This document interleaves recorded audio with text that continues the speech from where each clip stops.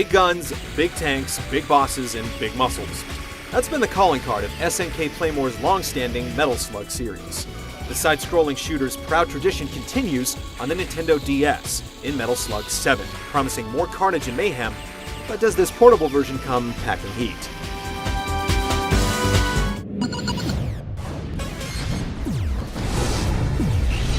Though Metal Slug 7 takes place before the events of Metal Slug 4, it's largely a continuation of the system found in Metal Slug 6. Players blast their way across various levels, tackling all manner of side-scrolling enemies, traps, and bosses. 6 characters are at your disposal, including Clark and Ralph from the King of Fighters series. The action unfolds on the top screen at all times, with the bottom screen reserved as a blurry map most of the game, and other times, it's inexplicably blank. The single-player campaign offers the traditional path of destruction through 7 levels, as well as 3 difficulty settings. Even on the easiest setting, many will struggle to make it through in one piece. You'll roll up the body count and navigate some platforms before taking on a fierce boss. Attack patterns aren't that complex, yet outlasting the onslaught will seriously test your reflexes. First introduced in Metal Slug 6, the Combat School returns with 80 additional missions. They provide new objectives ranging from saving POWs to zanier antics like keeping a beach ball afloat. Some of the missions are a breeze, while others are downright sadistic. They're all short though, so they easily become addicting. Unfortunately, there's no multiplayer component, which is a cardinal sin for this franchise. The Nintendo DS has a Wi-Fi option for a reason, and it's really disappointing that it didn't make the cut. Even with the 80 extra missions, Metal Slug 7 is a short game. Unless you're the type of player that likes to master games on multiple difficulties, the play per dollar is pretty minimal.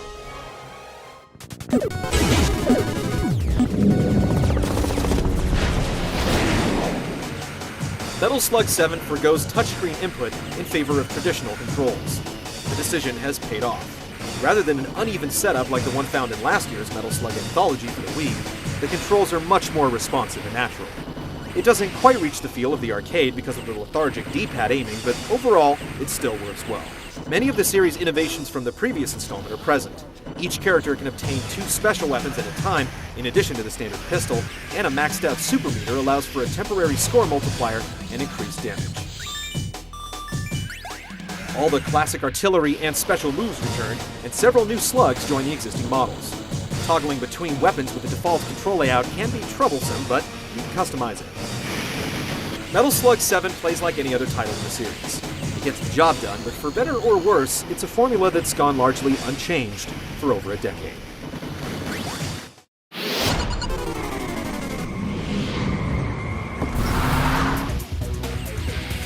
The game's visuals don't push the envelope, but there's never any slowdown, even with the amount of action going on.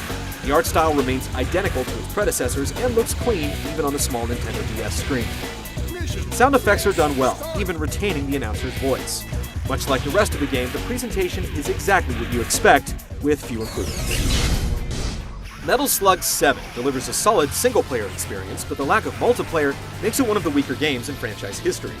It's also coming to Xbox Live Arcade sometime in the near future, which could potentially be a better deal. But for those who want a quick action fix on the go, Metal Slug 7 answers the call.